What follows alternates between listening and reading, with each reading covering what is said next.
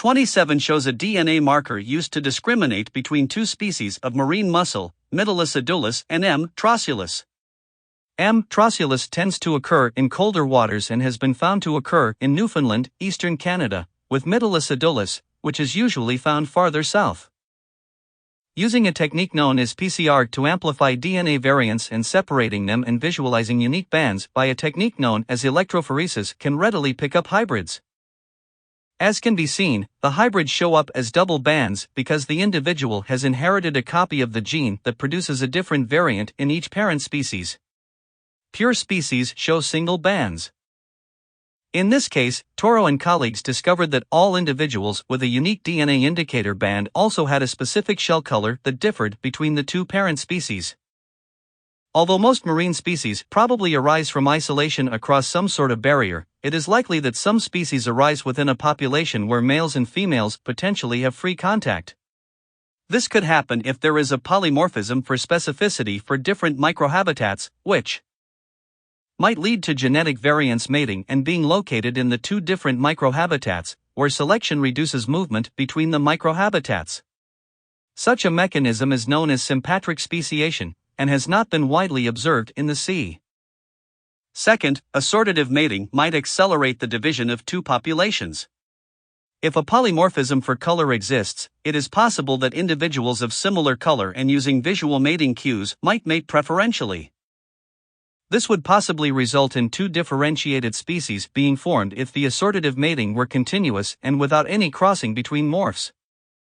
For example, Barreto and McCartney investigated the blue hamlet and butter hamlet, which are taken to be different species.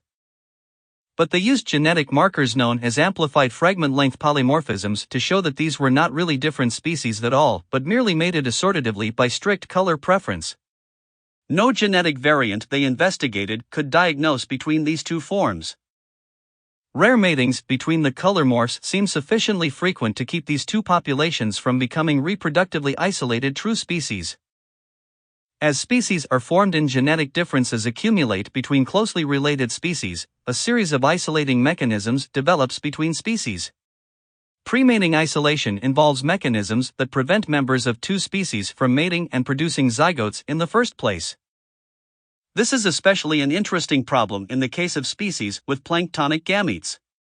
Even when gametes of different species are present together in the water column, the presence of different egg sperm attractants, barriers to sperm penetration, and other mechanisms may have evolved to prevent crossing of species.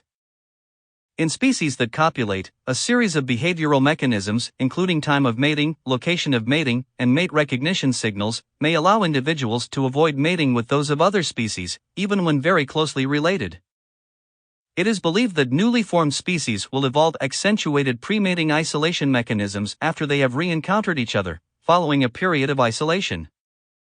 Even if two species cross and produce zygotes, postmating isolation might prevent successful production of offspring, as when gametes are incompatible. As two species are isolated and genetic differentiation occurs, a series of genetic incompatibilities might evolve that results in improper embryonic development or early death of embryos that arise from hybridization of newly formed species. Taxonomic classification involves successively nested grouping of species. Biologists universally accept the naming system devised by Linnaeus, which gives a species a binomial description. Every species is described by its genus plus species names. For example, the killer whale is named Orcinus orca. The genus is always capitalized, the species name never is. Note that species names are published in italics or written and then underlined. Some species are divided into subspecies, and 3 names are then used. One can abbreviate the genus portion of a species name. Organisms are classified into groups larger than the species level. Each high-ranking group is made up of a cluster of groups of the next lower level. The major taxa, or classification ranks, are as follows: species, genus, family, order, class, phylum, and kingdom. For example, the blue mussel on the east coast of the United States has the species name Metallicidalis, belongs to the genus. Metallus is a member of the family Metallidae, the order Philobranchia, the class Bivalvia, the phylum Mollusca, and the kingdom Animalia. Note that only the genus and species names are italicized. Species are grouped by their overall evolutionary relationships. Species in the same genus are hypothesized to be more closely related by descent to each other than to species belonging to other genera. Genera within one family are usually believed to be more closely related to each other than to those in another family. Characters can be used to construct trees of relationship. Taxa are grouped by means of shared evolutionary derived characters. All members of a given group have shared evolutionary characters, which unite them by descent and distinguish them from other groups. Thus, mollusks have an external calcium carbonate shell, differing in that respect from members of other phyla. Arthropods, such as insects, horseshoe crabs, and shrimp, all have an external cuticle, a distinct segmentation, and jointed appendages. We argue that the more distinctive characters members of a group may share, the more likely it is that the group evolved from a common ancestor. This notion allows us to construct evolutionary trees of relationship, or cladograms, such as Figure 4.28, which shows the relationships of some purely hypothetical organisms. Note that we cannot be sure about the exact history, such as who the ancestors might be. In the figure, we take the simplest creature with fewest acquisitions to be the most ancestral, but this is based only on an assumption about the simplest being the most ancestral. From the characters, we can say only who is more closely related to whom. More direct evidence, such as a fossil record, might help determine ancestry. An analysis of Reynolds. Critters may lead to a good deal of complexity but also to an impartial analysis of evolutionary relationships. Groups are united by sets of uniquely shared evolved characters. Thus, as you go upstream to the base of the tree, you are encountering nodes in the tree with traits that unite all the downstream groups. DNA sequences are now used commonly to construct evolutionary trees. Although morphological characters may be very useful in understanding evolutionary relationships of species, DNA sequences are now commonly used for this purpose. Why? Because morphological characters often look alike only because natural selection has caused a form to evolve to converge on a single shape, which is directed by evolutionary adaptation to the local environment. For example, the presence of a predator might cause convergent selection in two distantly related snail species for the narrowing of a snail's aperture, which is a good adaptation to deter predators. Therefore, we cannot rely on that character to give evolutionary information about relationships.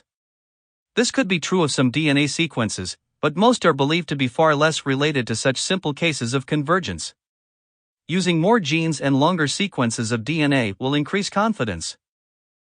While it is not straightforward to quantify the difference, DNA sequences effectively give access to thousands of variable characters, many more than we can get from morphological characters.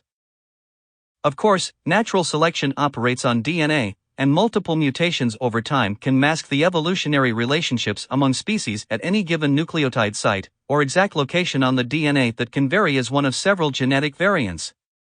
But the large number of sites that are not controlled by natural selection and the large number of nucleotide sites that evolve slowly should make up for these problems. The process of constructing phylogenies from DNA involves the following basic steps. First, DNA must be extracted from the individuals, and appropriate methods must be used to locate the specific genes to be sequenced and then to sequence those genes. This might lead to the sequences in Figure 4.28. Remember that each amino acid is coded by 3 nucleotides.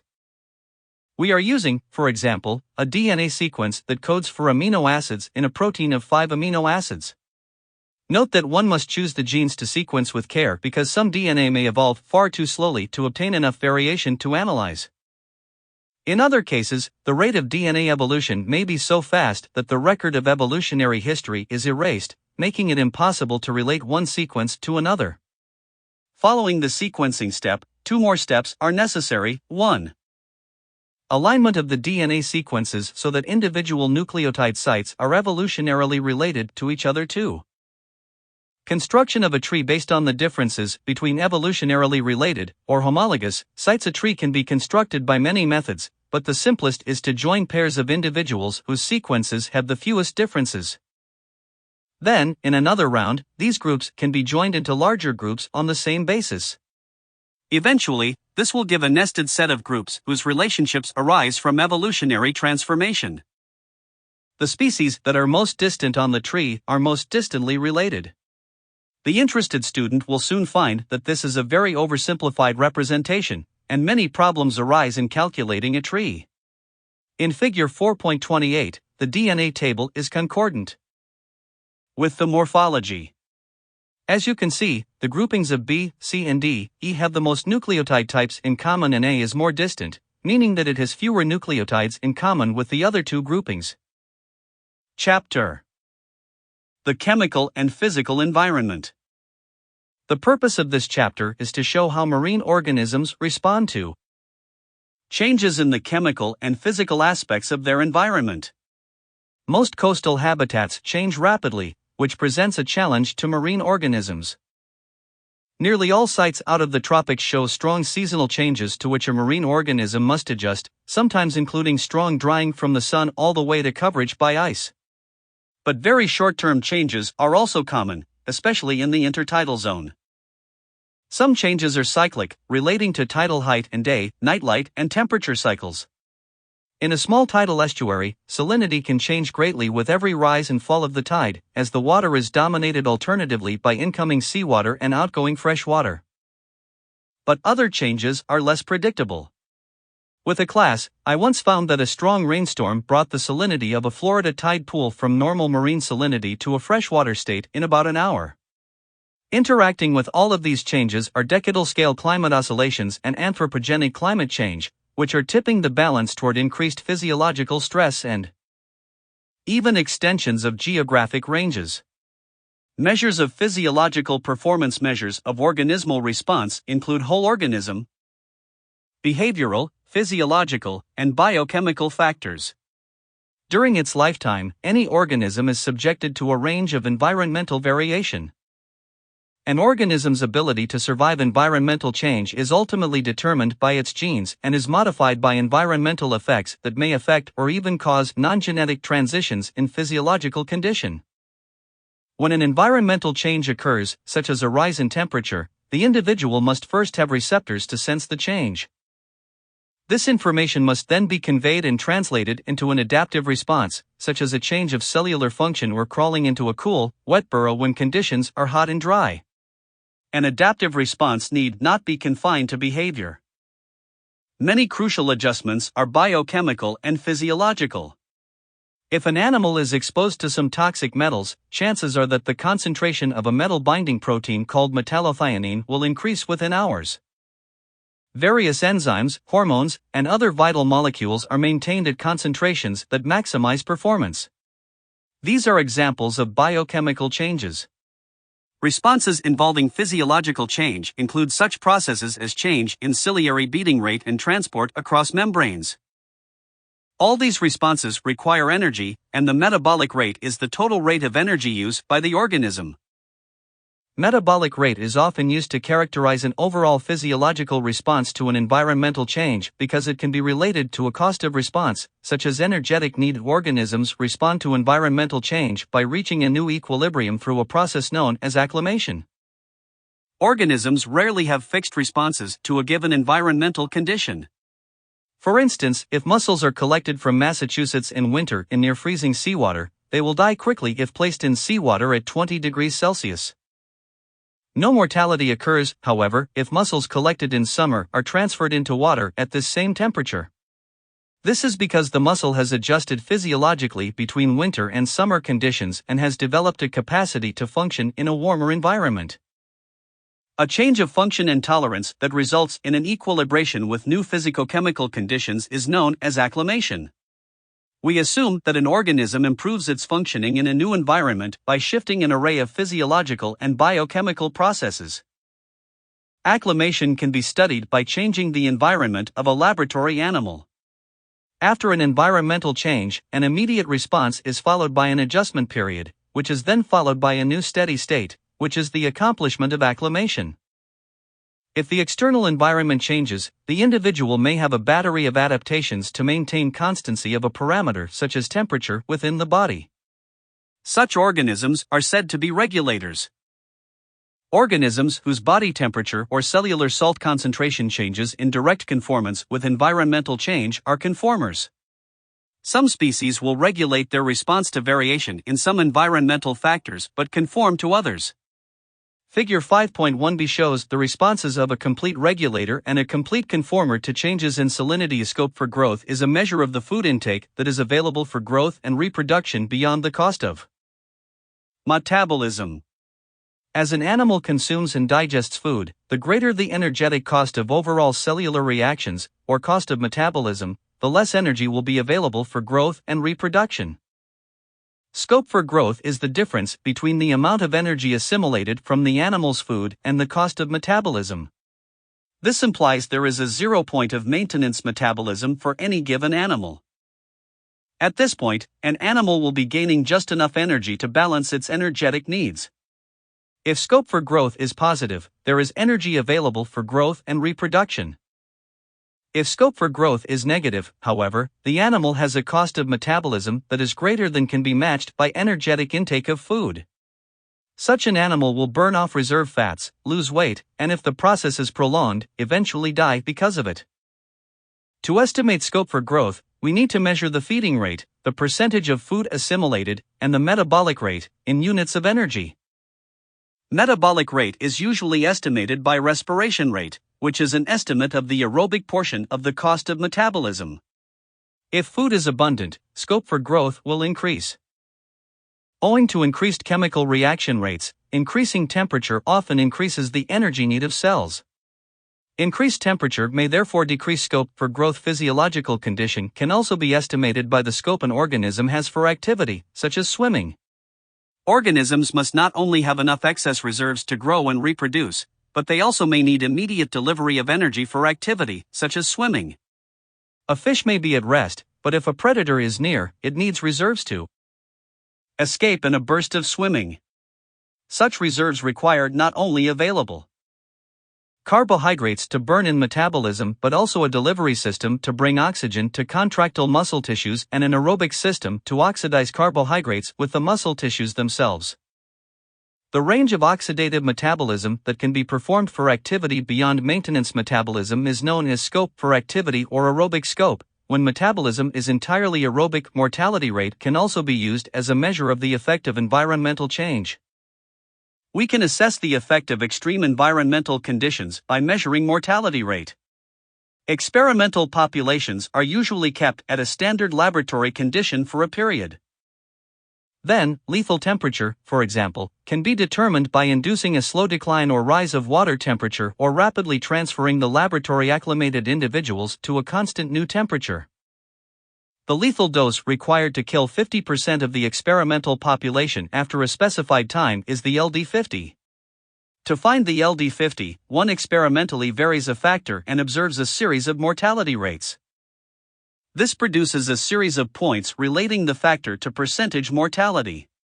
The LD50 can then be interpolated. Changes in gene expression and protein composition of cells can be measured as a response to environmental change. Transcriptomic and proteomic approaches are becoming powerful tools for the study of response to environmental change, such as increasing temperature. Classes of genes are expected to respond to an environmental change through changes in gene expression, producing changes in protein composition within the cell that improves cell function under the changed conditions. Alternatively, one can expect changes in the abundance and distribution of proteins as environmental change occurs. Therefore, we can make the hypothesis that certain classes of genes or proteins would change in degree of expression or concentration as the environment changes. See, for example, the following discussion on responses of expression of heat shock proteins to thermal stress. Temperature. Temperature affects the latitudinal distribution of most marine species. Continental coastlines of the world ocean are mostly oriented in an approximately north-south direction, and temperature tends to increase toward the tropics. This latitudinal temperature gradient is especially steep on the east coast of North America because of the continentally influenced climate. Latitudinal change on the west coast of the United States is not as strong, and there is much less seasonal change in sea surface temperature. Homeotherms and poikilotherms. Homeotherms regulate their body temperature, whereas the body temperature of poikilotherms conforms to the external environmental temperature. There are two extremes of temperature regulation. Homeotherms are organisms that regulate body temperature to a constant level, usually above that of ambient seawater. A constant and relatively high body temperature enables biochemical reactions to occur in a relatively constant internal environment and at a relatively high rate.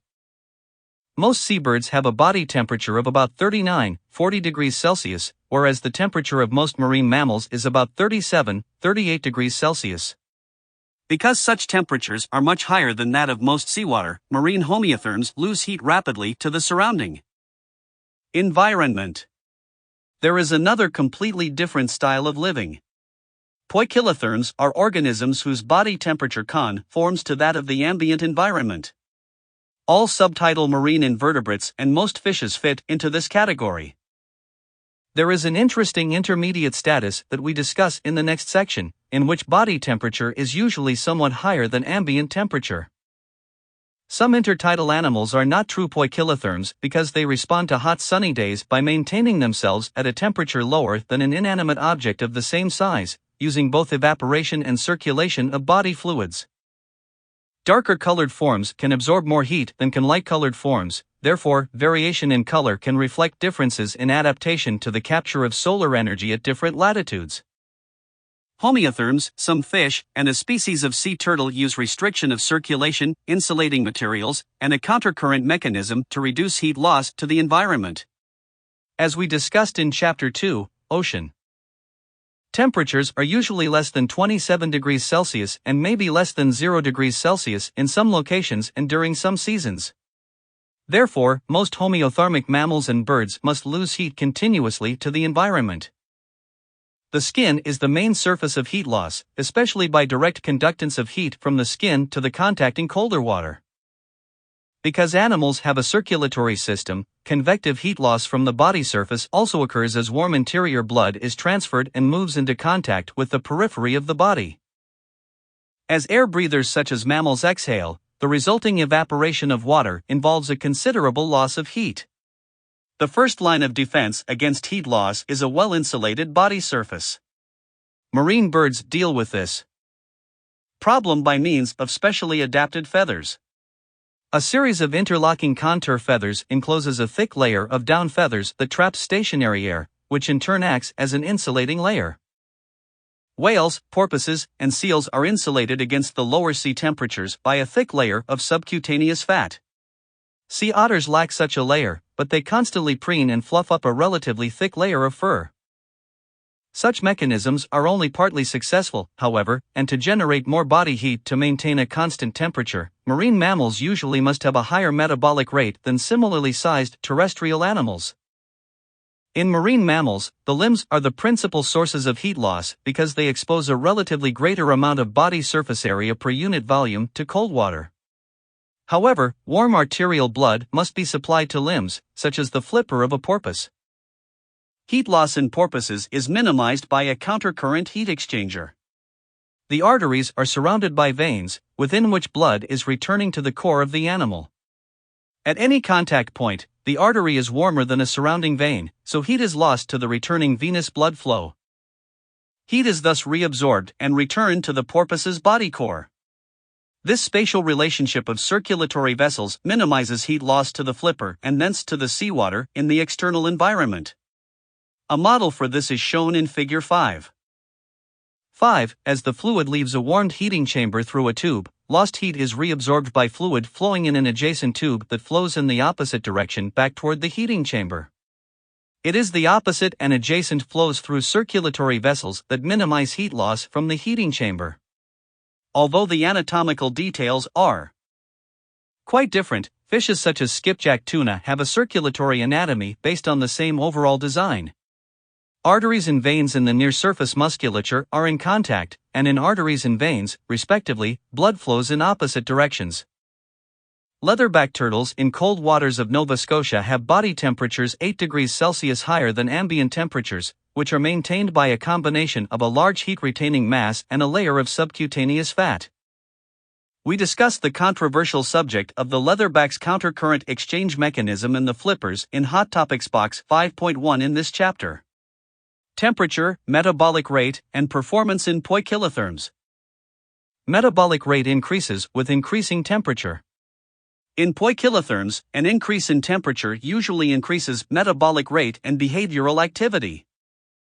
Oxygen consumption is a convenient expression for overall metabolic rate because most poikilotherms consume oxygen as they burn carbohydrates for energy.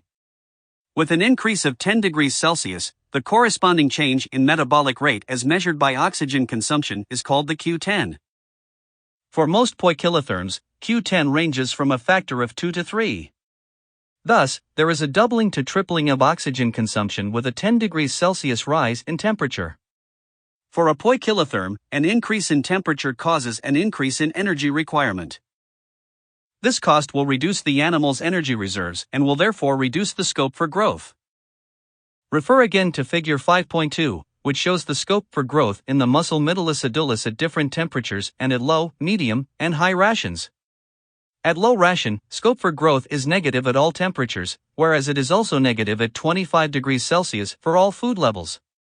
At such high temperatures, the animal cannot compensate for the high metabolic cost of living at high temperature. Over a wide intermediate temperature range, however, physiological acclimation results in a stable scope for growth.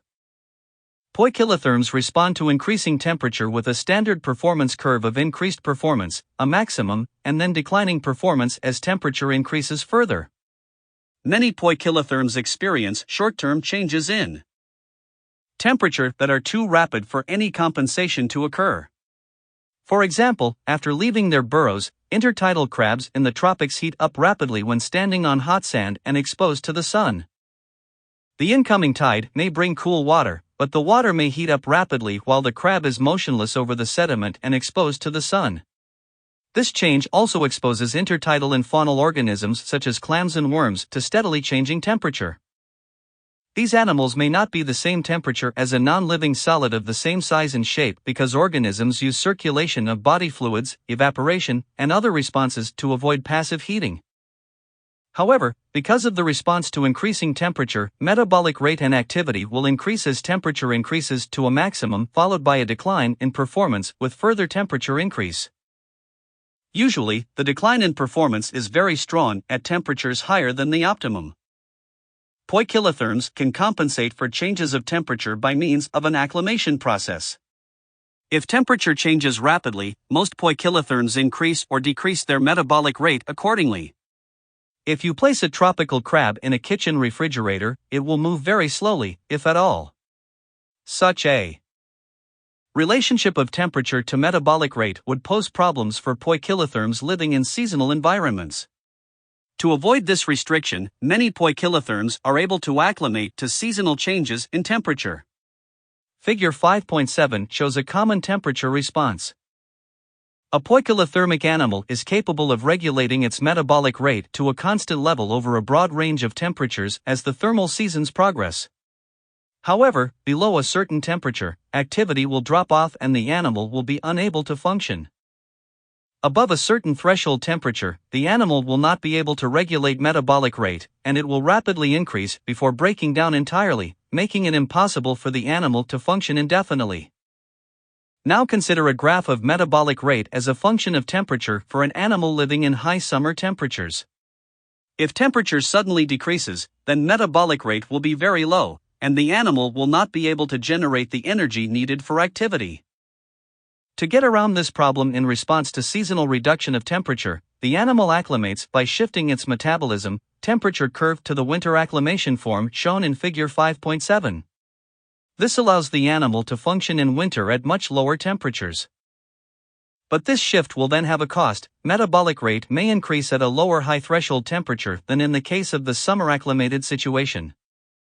If an animal acclimated to winter temperatures experiences a sudden temperature increase, metabolic rate may rise to such a point that not enough energy would be available. Given sufficient time, however, the animal will respond by adjusting its metabolism to the summer acclimation curve. Acclimation to changing seasonal temperature can be shown by collecting animals that have been acclimating to the temperature in one season and then shifting them rapidly to a new temperature. For example, exposure of winter acclimated animals to a high temperature should result in metabolic rates greater than those expected for summer acclimated animals. At 3 degrees Celsius, winter-collected burrowing mole crabs consume oxygen at a rate 4 times greater than do summer-collected animals tested at the same temperature. A seasonal change in tolerance usually accompanies acclimation of metabolic rate. The upper lethal temperature is greater in summer-collected animals than in members of the same species collected in winter. This adjustment can result in constant metabolic rates for acclimated individuals over a wide range of temperatures. Similar types of compensatory mechanism dampen the range of metabolic activity expected within a species living in a latitudinal thermal gradient. At low temperature, oxygen consumption tends to be greater in animals living at high latitudes than in members of the same species living at low latitudes. Similarly, geographically separate populations of oysters and sea squirts have varying temperature optima for breeding depending on latitude. Populations with compensatory responses that enable them to function in different parts of the latitudinal temperature gradient have been termed physiological races. These races may be genetically different, or the individuals in them may merely become acclimated to different temperatures.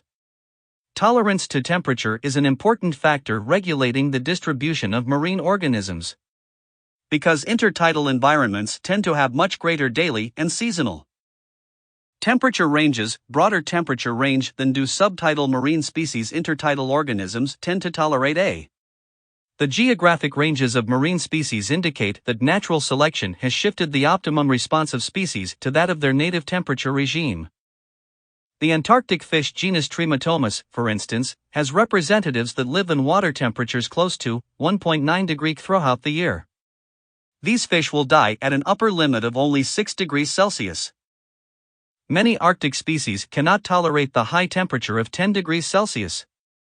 In the mitochondria of the Antarctic Trematomus bernacii, synthesis of adenosine triphosphate, or ATP, the general source of energy for living cells, can be carried out at the lowest temperature of any marine animal species thus far measured. At any one geographic location, the marine biota consists of an assemblage of species whose optimum temperature ranges are different. Thus, after the severe winter of 1962-1963 in Great Britain, more tropically adapted species showed great mortality, whereas Arctic adapted elements suffered no ill effects. Species living over different latitudinal ranges have evolved different performances over a range of temperature. These differences have consequences as sea surface temperature changes. An important question is the degree of evolutionary change with regard to adaptation to temperature among coexisting species and along the latitudinal range within a species. Levinton studied 2 sibling species of polychaete from different latitudes that could be bred in the lab. Females lay egg cases that hatch after 4 days, which allows complete studies of growth. One species, Ophirotrocha koslowii, lives in North Carolina, and another very closely related species, O. macrovifera, lives in Florida waters.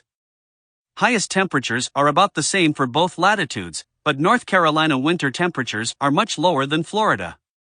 The northerly O. koslowii grew faster over a range of low temperatures but grew at the same rate as the southerly O. labronica at 30 degrees Celsius. This result shows that the northerly sibling species has evolved to grow more efficiently at lower temperatures than the southern sibling species. While the growth rate for species from both latitudes was the same at 30 degrees Celsius, the survival rate was quite different. 9% of North Carolina broods had less than a 20% survival rate, whereas 91% of Florida broods had the same survival rate at the same temperature. The North Carolina sibling species clearly had evolved a different temperature tolerance. A similar study demonstrated that a northern European subspecies of Ophirotrocha puerilus grew and survived more efficiently at low temperatures, whereas a southern European subspecies grew and survived better at high temperatures. Similar results have been found on the west coast of North America for high latitude and low latitude species of the porcelain crab, genus Petrolistes. Northerly species had much higher mortality rates at high temperatures than the southerly species. Species living at higher levels of the intertidal also survive better at higher temperatures. These results show clearly that closely related species and subspecies have evolved different performances that correspond to their current native temperatures, which differ as a function of latitude and tidal height. Data also support differential performance for populations of the same species living at different latitudes. It is clear that evolution has caused these differences, but we still lack specific explanations based on gene-level evidence of performance. Because of the differences in thermal adaptation, anthropogenic climate change should change the distribution of species as ocean temperatures warm.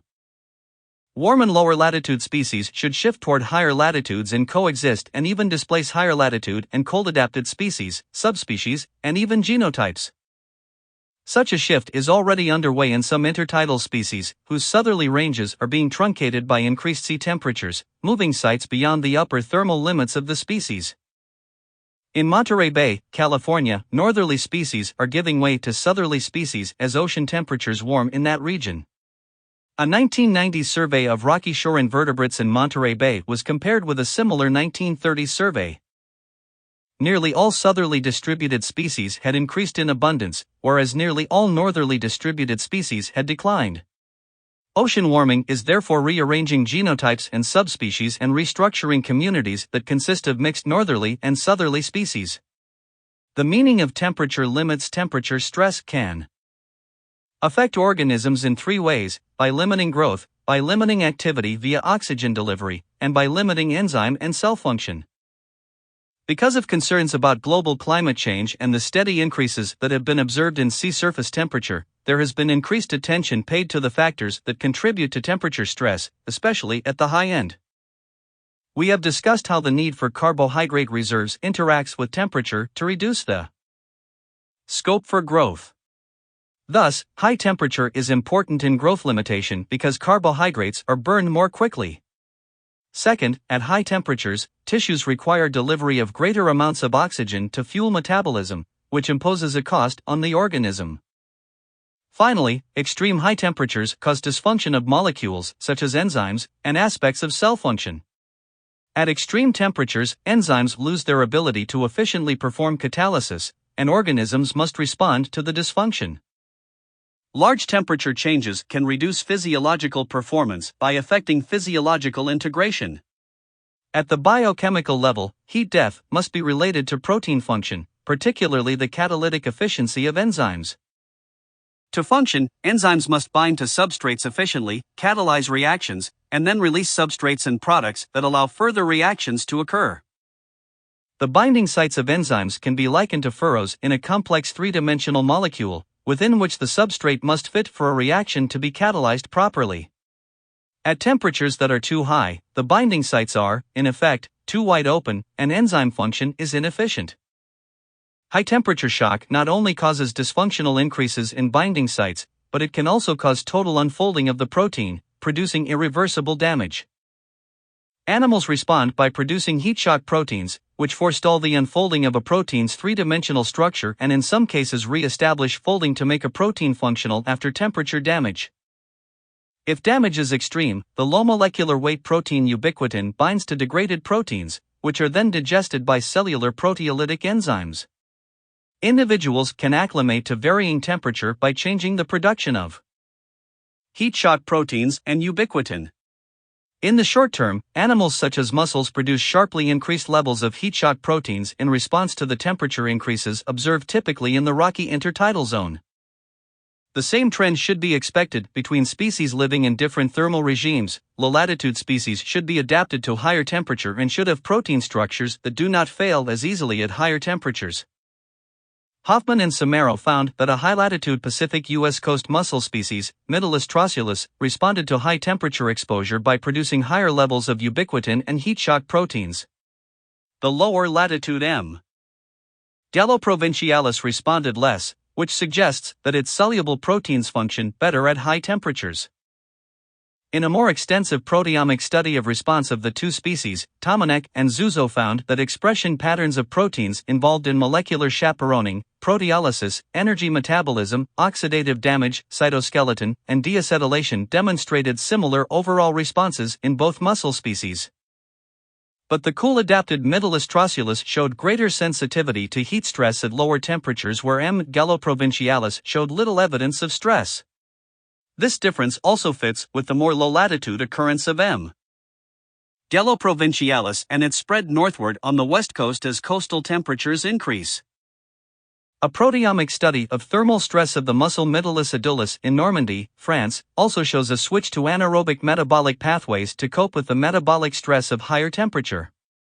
Similarly, intertidal and subtropical snail species of the genus Tegula are more responsive to heat stress by producing heat shock proteins and produce them at higher temperatures than Tegula species living typically below mean low water. Most likely, high temperature leads to failure of a series of interdependent metabolic reactions. This is known as a loss of physiological integration, or a decrease in the degree of coordination among interdependent biochemical reactions. If various metabolic processes are influenced differently near the upper temperature limit, then coordination among them will be unbalanced. The disruption of physiological integration can sometimes be observed at the cellular level by the investigation of coordinated ciliary activity of epithelial cells that can be examined over a range of temperature. A failure of ciliary activity is a special case of a more general problem of maintenance of cell membrane function. If a poikilotherm is placed in a lower temperature, the packing of the structural phospholipids in its membranes will increase and cause more ordering of the membrane structure, also known as increased membrane order. Conversely, an increase in temperature will reduce packing and therefore membrane order.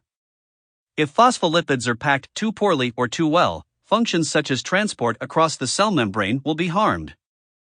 Intertidal invertebrates often experience both seasonal changes and tidal changes in temperature, sometimes exceeding a range of 20 degrees Celsius. The California sea mussel Metallus californianus maintains membrane order as temperature increases.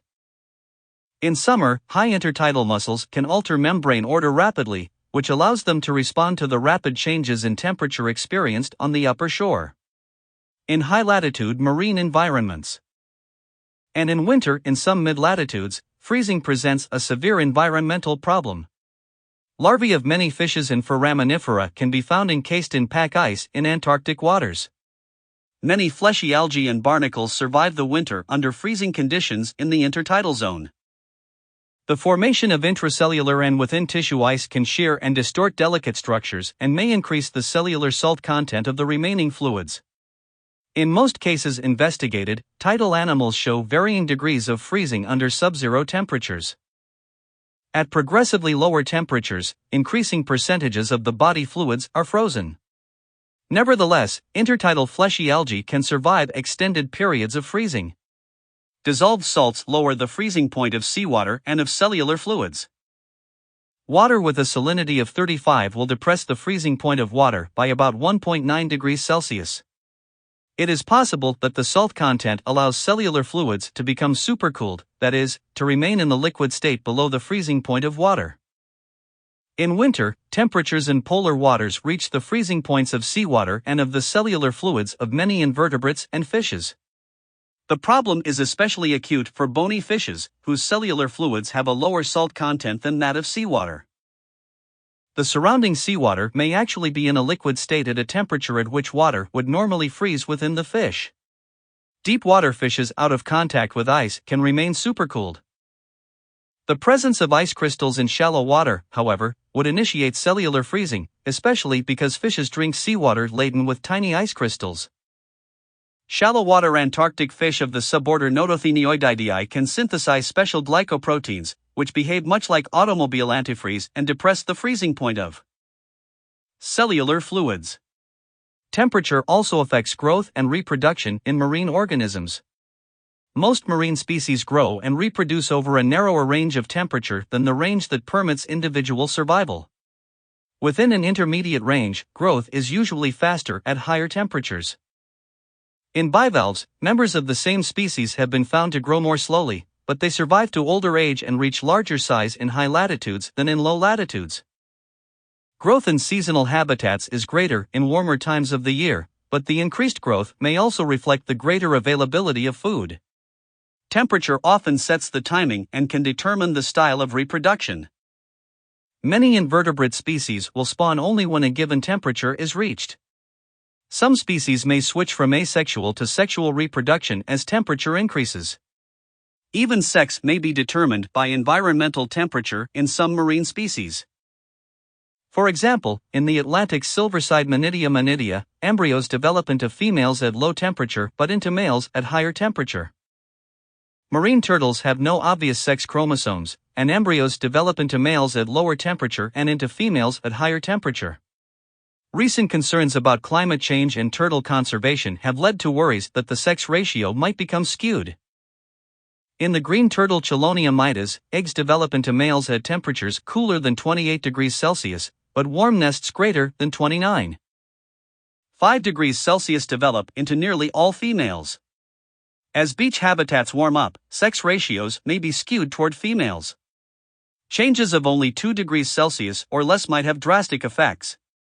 This is especially a problem because the green turtle homes to the beach where it was born. Global warming might cause an overabundance of females. Morel et al. Warned that hatcheries paid too little attention to the temperature at which eggs were reared, which might lead to skewed sex ratios. In general, seasonal changes in the timing and amount of egg and sperm production and release are highly correlated with temperature. Figure 5.10 shows seasonal gonad changes in the sea star Pisaster acraceus. The seasonal extremes of temperature have different effects depending on the location of an individual within the latitudinal range of the species. Although there are exceptions, subtidal animals at low latitude generally live in warmer waters and are adapted to life in higher water temperatures than members of the same species living in higher latitudes, which are adapted to life at low temperature. This can make a very large difference in the thermal environment over a species' range. The summer is the most stressful time of the year at a species' lowest latitudinal limit. High temperatures in some years probably go beyond many individuals' physiological capacity. At the lower latitudinal limit, winter may be the only time that reproduction is possible because the species is generally adapted to low temperatures. For example, the tomcod is a northern Atlantic estuarine fish that reaches its southerly latitudinal extreme in the Hudson River. There, it reproduces only in the winter because only then is the temperature appropriate for such a cold water species to spawn. The tomcod can survive and grow for the rest of the year at higher temperatures. Figure 5.12 shows the case of a bryozoan near the southern end of its range. In this case, individuals of colonies can increase in number when the environment is thermally more favorable. Colonies are most abundant in winter and are rare in summer because high temperature is stressful. At the highest latitudinal limit, the winter would be stressful, whereas reproduction may be possible only in summer. While water temperatures usually change consistently from colder temperatures at high latitudes to warmer temperatures at low latitudes, important details complicate the latitudinal gradient more than one might think. For example, on the east coast of the United States, summer water temperatures increase from Maine to Cape Hatteras. But at Cape Hatteras, the continental shelf is quite broad, and shallow water becomes quite warm in summer in the shallow coastal depths, often reaching 29-30 degrees Celsius. Farther south, in Florida, the shelf is narrower, and summer coastal water temperatures are slightly cooler. Intertidal species may also have complex patterns of temperature with changing latitude that are not as simple as warm, low latitude and cool, high latitude.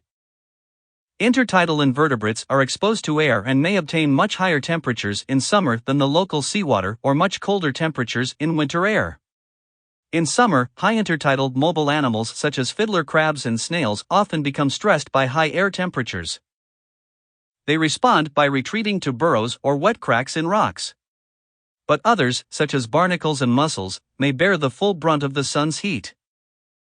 In the intertidal zone, high air temperatures can even denature proteins and shut down cellular function. One might expect that physiological stress from temperature would increase toward lower latitudes, but this expectation might be strongly modulated by the timing of the tides. On the west coast of North America, the latitudinal thermal gradient of water temperature is not strong, and waters of Southern California are just a few degrees warmer than those of Oregon and Washington. Helmuth et al. Found that more northerly intertidal sites such as Friday Harbor, Washington, had low tide in midday in some years, when high temperature stress was likely, but in the same years, southerly locales such as Monterey, California, had more low tides at night, which reduced total temperature stress. These differences can change from year to year, so the location of maximum temperature stress is variable. In some years, therefore, global warming could exert maximum stress and cause mass mortality in different latitudes. Therefore, there is no simple north-south gradient in thermal stress in the intertidal zone because of the daily timing of low tide. Planktonic larval stages may drift to thermally unfavorable habitats. In spring in the 1980s, larvae of the mussel Metallicidalis were often carried from the north to rocks and dock pilings south of Cape Hatteras, North Carolina. They settled, metamorphosed, and then grew quite rapidly. In summer, however, the temperature exceeded the thermal limit for the species and the mussels died. The maximum summer temperature clearly limits the low-latitude geographic range or extent of this species, whereas the high-latitude extent is likely limited by minimum winter temperature. Climate change, causing recent increases of shoreline temperature, has resulted in a northward migration of the southern limit of dense populations of this mussel species, and mussels are now very sparse near their southern limit. As we discuss in Chapter 17, mussels often dominate rocky shores in mid-latitudes and usually occur in multiple layers, with mussels beneath attached directly to the rocky surface with byssal threads. But often mussels at the surface may be attached to a layer of dead shell, and therefore are isolated from moisture and vulnerable to heat stress during a summer heat wave when the tide is low and air temperatures are very high. The mussel layers beneath may be moist, but isolated mussel clumps may become very dry and will succumb to heat and desiccation stress. Climate change is exerting thermal stress at the low-latitude end of species ranges and permitting northward extension of ranges as warm temperatures extend to higher latitudes. In recent decades, warmer temperatures have characterized the coastal zones of many regions. We have discussed the steady increase of SST in coastal waters throughout much of the world.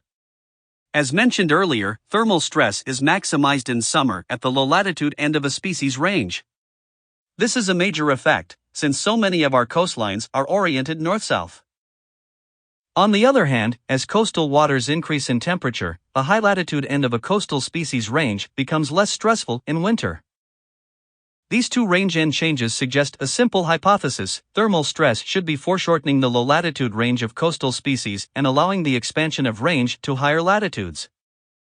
The effects at the low-latitude end of the range have been observed in a change of the southern end of the range of the blue mussel Metallicidalis, as mentioned earlier. Similar signs of thermal stress have been found by Portner and Nust in the eelpout sources viviparus, which lives in non-migratory populations in southern North Sea populations in north coastal Germany. Water temperatures have increased in recent decades, and population size of the eelpout was found to be inversely related to water temperature in the previous summer, showing that temperature variations at the upper extreme are having direct effects on population dynamics. Beyond a critical upper and lower threshold, the eelpout's circulatory system cannot deliver enough oxygen by means of its cardiovascular system to satisfy demand. Past the upper temperature threshold, the fish relies on anaerobic sources of metabolism, which in the long run are insufficient long-term for functions such as swimming, growth, and reproduction. Eelpouts and other fish species in this region have to extend their range to the north in order to survive the increasing heat stress in waters adjacent to the German North Sea coast. Nearly two-thirds of fishes in the North Sea have extended their range northward in response to climate change increases of sea surface temperatures. Salinity can change rapidly, which may have a detrimental effect on marine organisms. In nearshore habitats, salinity may change rapidly over very short spatial scales. This poses a challenge for marine organisms. To operate efficiently, using a specific set of biochemical reactions, marine organisms must maintain rather constant chemical conditions within cells. Any process that causes significant changes in cellular chemistry will harm marine organisms. Significant changes in dissolved cellular inorganic constituents such as potassium and sodium will strongly affect the function of important proteins. The quantity of salts affects catalytic rate and the interaction of substrates with enzymes.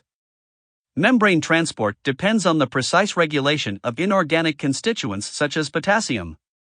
For example, sodium channels are proteins that conduct sodium ions through the cell membrane, especially in nerve and muscle cells.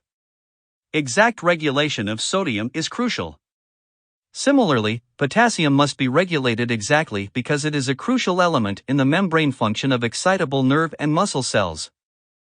Salinity change may pose a major challenge to cell function unless the organism can respond to dampen the change. Changes in salinity affect marine organisms through the processes of osmosis and diffusion. Why is external salinity change a problem to the internal cells of marine organisms? When salinity changes, marine organisms may face difficulties owing to osmosis, which is the movement of pure water across a membrane that is permeable to water but not to solute. If the solute differs on the two sides of the membrane, pure water will move across the membrane in the direction of higher solute content. In an enclosed container, this creates osmotic pressure, which can be counteracted by pushing a plunger, as shown in Figure 5.13a. A solution is said to be hyperosmotic if water flows into it across a semi-permeable membrane and hypoosmotic if water leaves that solution. The osmotic effect generated by dissolved substances in body fluids can be estimated by the amount of depression of the freezing point below 0 degrees Celsius. Greater solute concentration, which produces greater osmotic strength, causes a greater freezing point. Depression osmotic pressure develops when an animal is exposed to a change in salinity. Let's consider a worm that does not differ osmotically from the external seawater environment and whose body is permeable to pure water.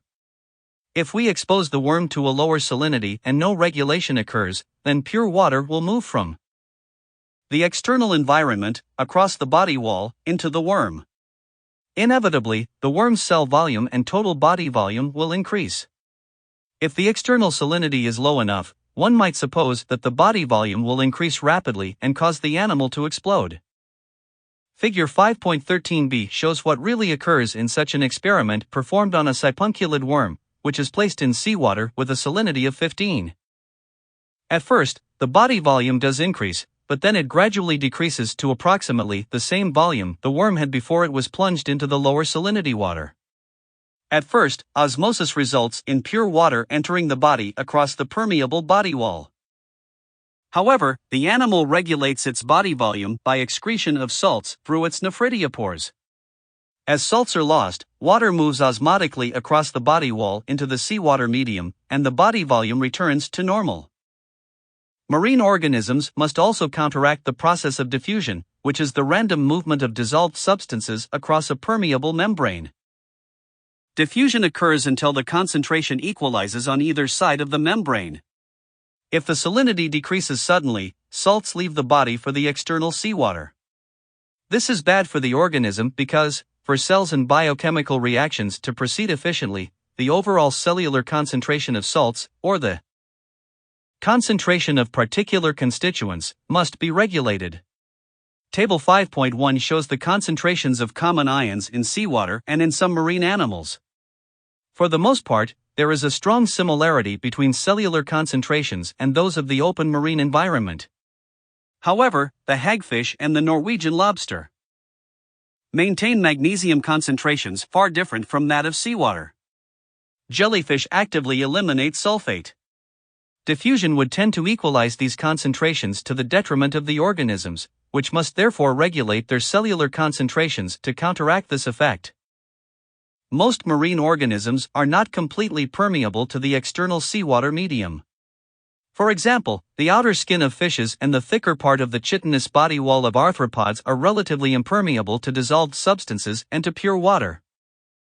These organisms are able to localize exchange of dissolved salts at special sites, such as gills and excretory organs. Marine organisms regulate both inorganic and organic cellular constituents to adjust to changing salinity. As mentioned, most organisms must precisely regulate the cellular concentrations of inorganic constituents such as potassium and sodium. As a result, most marine organisms do not vary concentrations of these elements to adjust to osmotic stress. Instead, they regulate the concentrations of a variety of organic osmolytes, which are small carbon-based molecules generated by cellular reactions that act to reduce osmotic stress. Many unicellular algae, seaweeds, and salt-tolerant plants employ glycerol, mannitol, and sucrose as osmolytes. These substances have little effect on protein function despite wide changes in cellular concentration. Free amino acids are also used by several phyla of marine invertebrates, bacteria, and hagfishes. These organisms employ only those amino acids that have little effect on protein function, for example, by being uncharged.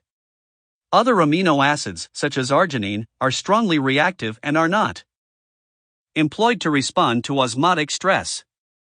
Urea is used by cartilaginous marine fishes and by coelacanths to counteract osmotic stress. Urea affects protein function, but this effect is counteracted by the presence of various methylamines, which usually occur in a 1:2 ratio with urea. Adjustments to new salinity can be slow, and as much as several weeks may be needed for complete acclimation. The body fluids of bony fish have low osmotic strength, therefore, fish must regulate salt content in full-strength seawater. Bony fishes maintain their body fluids at concentrations of only 1/3 to 1/4 that of normal seawater. The reason is unclear, but it may be related either to optimal functioning of fish enzymes or to the early origin and evolution of fishes in seawater that was less than full concentration. In any event, in the absence of a bony fish's ability to regulate the composition of its body fluids, the process of osmosis would cause a continual loss of fresh water to the external environment. Salts are usually taken up as teleosts drink to maintain water balance, they then are actively eliminated to maintain a lower salt content. The gills help maintain the salt balance by actively excreting salts through chloride cells. In elasmobranch fishes such as sharks and rays, a high concentration of urea is used to maintain osmotic balance, as in the case of free amino acids for bivalve mollusks. Sharks and rays also actively eliminate inorganic ions, such as sodium. Many fishes migrate between water bodies of widely differing salinity. The Atlantic eels Anguilla rostrata and A. anguilla reproduce in the Sargasso Sea, and juveniles return to salt marshes and other inshore water habitats. They mature and can then live in fresh water. Salmon hatch in freshwater rivers, migrate from fresh waters to the ocean in a few months, stay at sea for 1-3 years, and then return to fresh water to spawn. The Eastern American killifish Fungulus heteroclitus can live in fresh water and in seawater. These species have a great capacity for regulation of cellular ionic content. This capacity is coordinated through a complex interaction of different hormones mediated by the pituitary gland. Oxygen is required by most organisms to oxidize energy-yielding compounds. All organisms require energy to fuel chemical reactions within the cell. Although some organisms can live in the complete absence of oxygen, most require oxygen for the manufacture of necessary reserves of ATP. As a result, the availability of oxygen and mechanisms for its uptake are of great importance in understanding the function of most marine organisms. Consumption rate of oxygen. Although total oxygen consumption increases with increasing overall body mass, the mass-specific consumption of oxygen decreases with increasing overall mass. Oxygen consumption is usually expressed as milliliters consumed per unit time per unit body mass. This is the mass-specific oxygen consumption rate.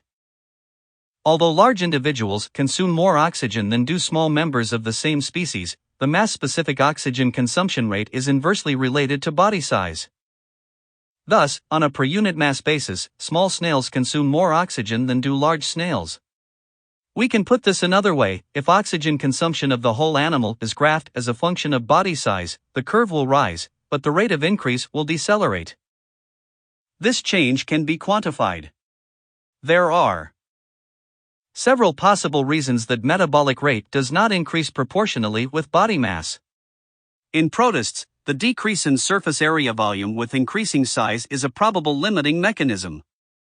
In organisms equipped with respiratory and circulatory systems, other mechanisms may be important. An increase in the proportion of non-respiring mass, changing activity and growth patterns, and limitations of respiratory organs such as gills may be important. Oxygen consumption rate increases in animals with increased activity. Active species require more oxygen for energy and therefore consume more oxygen, assuming other factors are kept constant. Figure 5.16 depicts such a difference among benthic crustacea of differing swimming ability. Sponges, sea squirts, and most bivalve mollusks consume much less oxygen than do decapod crustaceans, cephalopods, and fishes. Activity may change within the lifespan of a single individual. Thus, species moving and feeding during the day require more oxygen during that time. Some organisms are obligate anaerobes, but most organisms require oxygen. Aerobic animals, however, may rely on a varying mix of metabolic pathways with or without the need for oxygen. Aerobic environments contain oxygen, whereas anaerobic environments lack oxygen. Organisms that require oxygen are known as aerobes, whereas those that live in the absence of oxygen are anaerobes. Nearly all eukaryotic organisms require oxygen for life. There are a few exceptions to this general rule. In 1970, Fenchel and Riedel described a biota of microscopic benthic animals living in the anoxic interstitial water of sediments. Tom Fenchel found ciliate groups that can live only in the absence of oxygen. Typically, these ciliates have endosymbiotic bacteria that metabolize substrates anaerobically and provide nutrition for the ciliate. These forms are quite small, less than 1 millimeter long. Energy acquisition is very inefficient in the absence of oxygen, so such a lifestyle is restricted to small and relatively slow-moving forms. Although all larger eukaryotic organisms require oxygen, many use a mix of sources to obtain energy to manufacture ATP. If oxygen is available, it is used to oxidize carbohydrate, and the energy is stored in the form of energy-rich ATP, which can later be used as a source of energy for muscle contraction, ciliary movement, and so on. During intense muscular action in vertebrates, energy demands can exceed the available oxygen. At these times, glucose or glycogen is broken down anaerobically. This process, known as glycolysis, has less than 10% of the efficiency of aerobic breakdown. The end product of glycolysis is lactic acid, which accumulates in muscle tissues. Whales and dolphins that are in the process of diving provide an extreme case of oxygen in short supply. See Chapter 9 for a description of diving by mammals. At low tide, intertidal animals requiring submersion in water for oxygen uptake are subjected to a protracted period of oxygen depletion. In high latitudes during the winter, respiration is also depressed, and low temperature causes lowered transport rates of oxygen to cells. During these times, many marine invertebrates sidestep the need for oxygen by using metabolic pathways involving the anaerobic breakdown of organic materials. As in the vertebrates, anaerobic breakdown is less efficient than breakdown in the presence of oxygen. At the time of low tide, end products of anaerobic metabolism build up in tissues. In mollusks, a portion of the succinic acid is neutralized by dissolution of part of the calcium carbonate shell. In winter, the inner layer of the shell of the marsh-muscled Eukensia demisa becomes pitted because of this sort of dissolution process. Animals only a few millimeters thick rely on diffusion for oxygen uptake. Larger animals have specialized organs, such as gills, for this purpose. Mechanisms of oxygen uptake vary with body size, phyletic origin, habitat, age, and activity. Many small organisms, such as protists, nematodes, embryos, and larvae, rely on diffusion of oxygen across the body wall. This mechanism of uptake cannot be employed for bodies thicker than a few millimeters. Larger polychaetes, mollusks, and most crustacea use gills and circulatory systems for respiratory exchange. All gills have a large respiratory surface for oxygen exchange. Burrowing species, such as polychaetes, always create a water current to irrigate burrows with oxygenated water. Fishes have respiratory gills on gill arches. In many cases, gills play a role in feeding and in ion exchange as well as in respiration. Mammals have lungs with an enormous surface area to enable them to acquire oxygen rapidly. A whale has a lung surface area on the order of 1,000 m. Animals respond to lowered oxygen by regulating oxygen consumption, but their eventual response to very low oxygen levels is to leave the habitat if possible or to reduce activity levels. In many marine habitats, marine organisms are exposed to quite varied oxygen conditions, sometimes on very short timescales. For example, a fish that swims in oxygenated surface waters may then hunt prey in low-oxygen bottom waters. When confronting low-oxygen conditions, the simplest response for mobile organisms is to vote with their fins and leave the area. In many cases, such as in estuaries in summer, this option is not available because whole basins may be low in oxygen.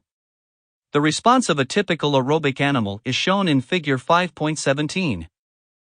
There is usually a broad zone of environmental oxygen concentration within which oxygen consumption is relatively constant. Within that zone, the animal can apparently regulate its oxygen consumption.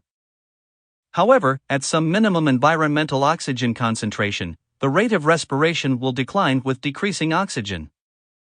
Beyond that point, the animal cannot regulate its oxygen consumption efficiently and may respond by reducing its activity levels, which in turn reduces its requirements for oxygen to fuel aerobic muscular metabolism.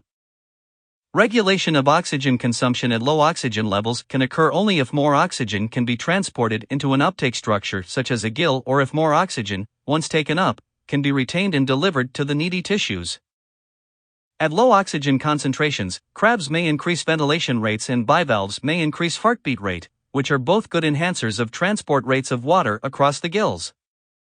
Changes of blood chemistry and certain blood pigments, which are discussed in the following section, accomplish an increase of retention efficiency of oxygen within the circulatory system.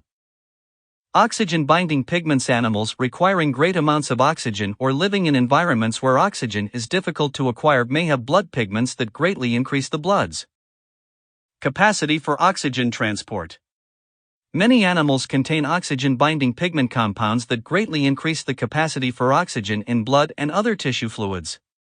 They are often colored, hence, the name blood pigment. One of the most common of these compounds is hemoglobin, which is a combination of a protein unit and a heme unit, which contains iron.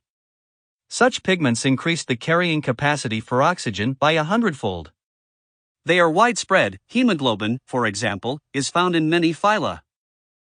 The main pigments found in marine animals are the following: hemocyanin, copper-containing protein, carried in solution having a molecular weight of 300,000, 9 million, present in mollusks and arthropods. Hemerythrin, iron-containing protein, always in cells, non-porphyrin structure, Mw 108,000, present in all sipunculids and some polychaetes, priapulids, and brachiopods. Chlorocruorin, iron-containing porphyrin protein, carried in solution, Mw 2,750,000, present in some polychaetes. Hemoglobin, iron porphyrin protein, found in solution or in cells, Mw 17,000, 3 million, present in echinoderms, arthropods, annelids, mollusks, nematodes, flatworms, protists, plants, bacteria, and in all vertebrates except some Antarctic fishes. Myoglobin, like hemoglobin, an iron porphyrin protein, binding to oxygen within skeletal or cardiac muscle tissues of active vertebrates and serving other oxygen-carrying functions in other organisms, including mollusks. The Caribbean clam Codicea orbicularis contains hemoglobin and is a resident of shallow soft sediments rich in decaying turtle grass and other organic debris. Hemoglobin is found in other invertebrates living in anoxic sediments but is found universally in animals requiring large oxygen supplies. The binding and release of oxygen to and from a blood pigment such as hemoglobin can be described by the following equation: Hb plus OHBO. As the blood oxygen concentration increases, more and more oxygen binds to hemoglobin until the hemoglobin is saturated. At a given concentration of oxygen, a definite proportion of the hemoglobin present is bound to O. We can draw an oxygen dissociation curve that portrays the percentage of the hemoglobin bound with oxygen as a function of dissolved oxygen concentration. If the oxygen concentration is lowered, the hemoglobin releases oxygen. The pH of the blood and coalomic fluids also affects hemoglobin binding characteristics. In nearly all species studied, lowering the pH can shift the oxygen dissociation curve to the right, the Bohr effect. Oxygenated hemoglobin tends to release oxygen into the blood when CO is abundant and when O is at lower concentration. This effect is adaptively significant, as oxygenated blood reaches tissues that are poor in oxygen and rich in carbon dioxide. The hemoglobin releases oxygen to the blood, thus making oxygen available for the cells. We would expect active animals requiring large supplies of oxygen to have their dissociation curves to the right of the curves for less active forms. This appears to be the case for invertebrates containing the copper pigment hemocyanin. Cephalopods, for example, have high levels of hemocyanin and rely greatly on the substance for oxygen transport. Inactive animals living in environments low in oxygen concentration should have dissociation curves shifted to the left, which allows the Hemoglobin to bind to oxygen at relatively low blood oxygen concentrations. Blood pigments may serve as oxygen reservoirs for burrowing animals living in sediments that contain little oxygen. Bivalves living in tropical low-oxygen soft sediments, for instance, tend to have blood pigments, whereas pigments are not present in species living in environments that are more highly oxygenated. Animals with blood pigments can respond to low oxygen levels by changes in the character of the oxygen-carrying molecule. Marine animals with blood pigments not only can carry more oxygen in the blood, but they can also use changes in their oxygen-carrying molecules to respond to low oxygen conditions. Under such conditions, bony fish hemoglobin and crustacean hemocyanin are responsive to changes in blood chemistry and become capable of binding more efficiently to oxygen. During shortages of oxygen, both calcium ion and lactate tend to build up in the blood, which, in crustacea, has a direct effect on the three-dimensional structure of hemocyanin, raising its affinity for oxygen. Hemocyanin can occur in hexamers or in dodecamers. Under low oxygen conditions, the hexamers have a higher affinity for oxygen and are produced by crabs in greater proportions. In the horseshoe crab Limulus polyphemus, increased lactate concentration usually correlates with exposure to low environmental oxygen, which causes a reverse Bohr effect, a higher binding of hemocyanin to oxygen. The highest intertidal zone and oxygen minimum layers pose special problems for aerobic animals. High intertidal animals may spend more time exposed to air than immersed in seawater. Several bivalve species open their valves when exposed to air. In the marsh mussel, such gaping allows direct access to the air for a relatively large surface area of water trapped in the mantle cavity. This consumption can occur to a meaningful extent. The eastern Pacific coast mussel Metallus californianus consumes oxygen in air at rates comparable to its rates of respiration in water. Organic matter may accumulate at the base of thermoclines in the open ocean. Breakdown of this organic matter by oxygen-consuming bacteria causes a zone of reduced oxygen and oxygen minimum layer. The oxygen minimum layers in the tropical oceans cause low oxygen stress. Some zooplankton pass through this zone daily during vertical migrations. Some of the zooplankton spend much of their time at this depth. The deepwater Mysid Gnathophasia ingens moves water rapidly across its gills and can extract 80% of the oxygen from the water in which it is located.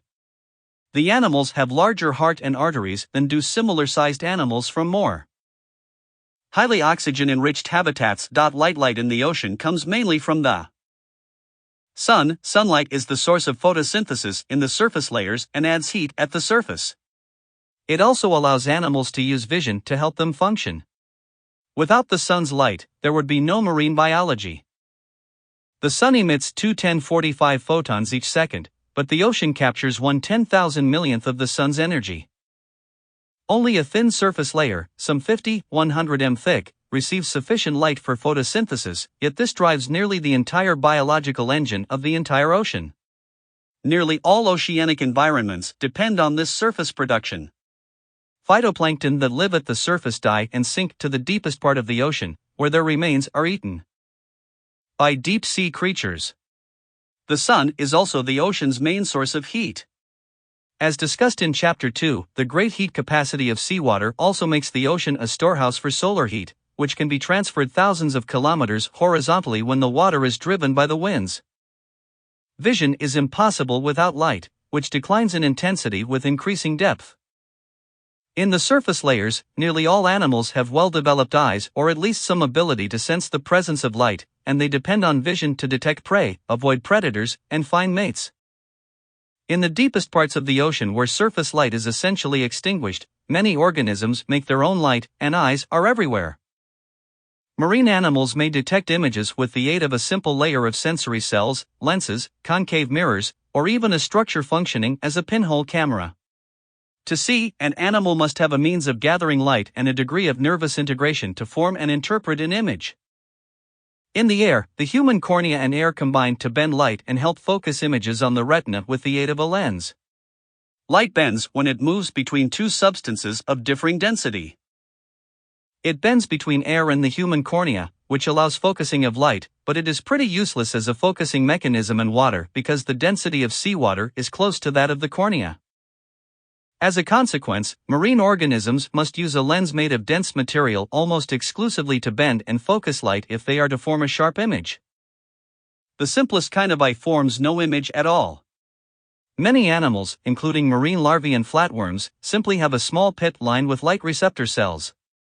All the animal receives is a signal, light on or off.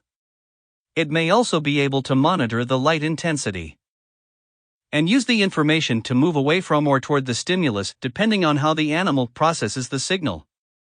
Shadow detection is important for predator detection. On an even simpler level, light captured by plants stimulates hormone production, which in turn causes the plant to grow in the direction of the light.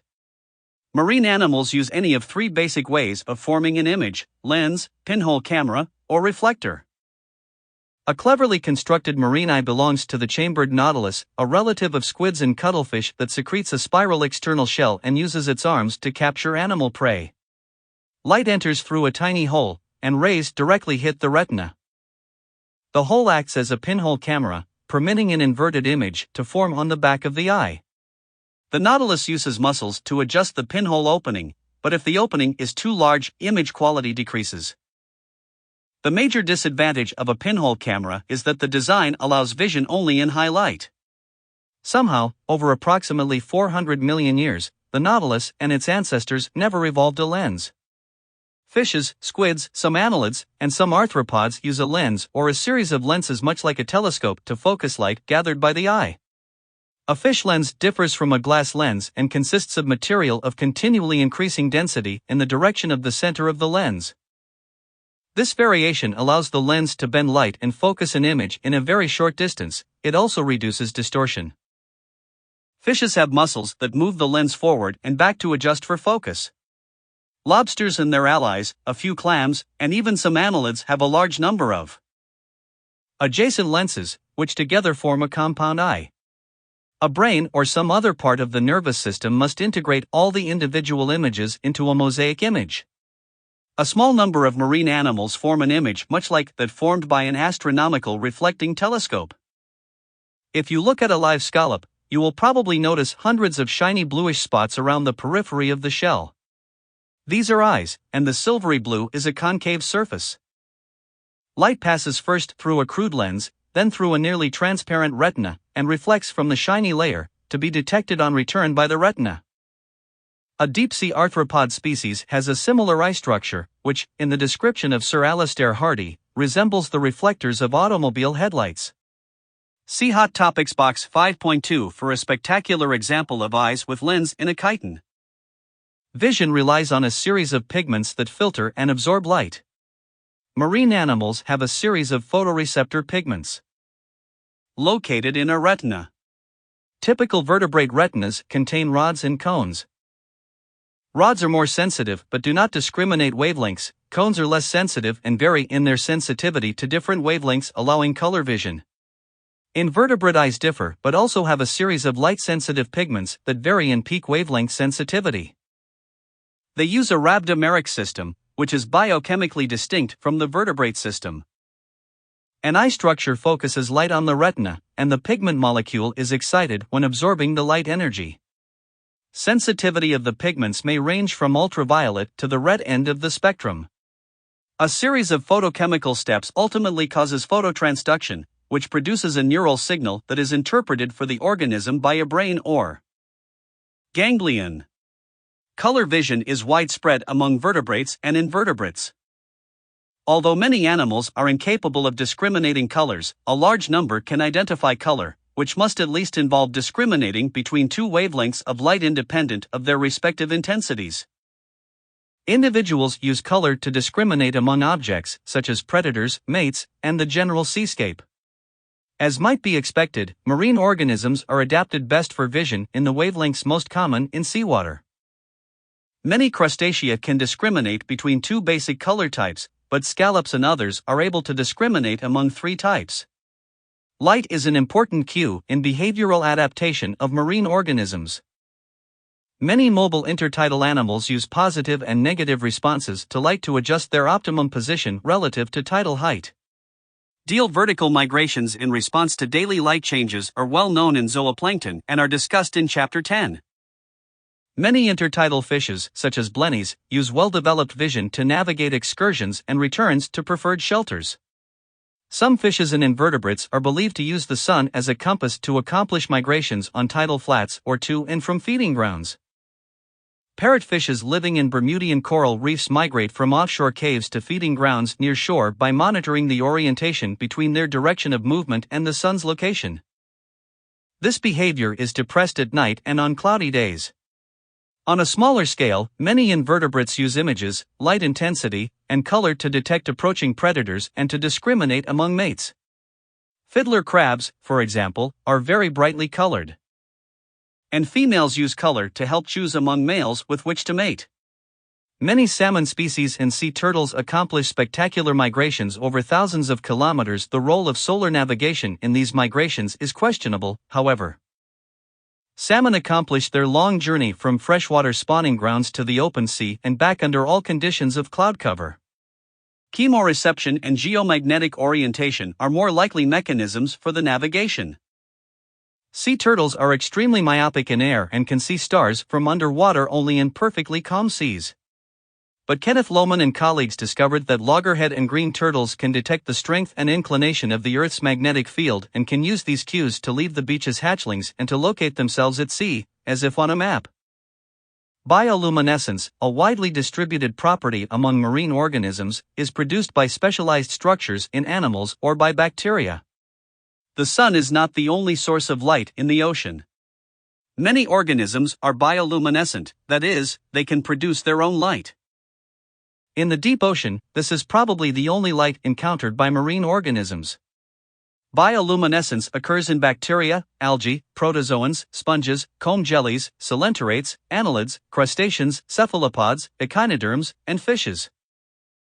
Many animals exhibit intracellular luminescence. Squids and cuttlefish, for example, have elaborate photophore cells with focusing lenses and reflectors.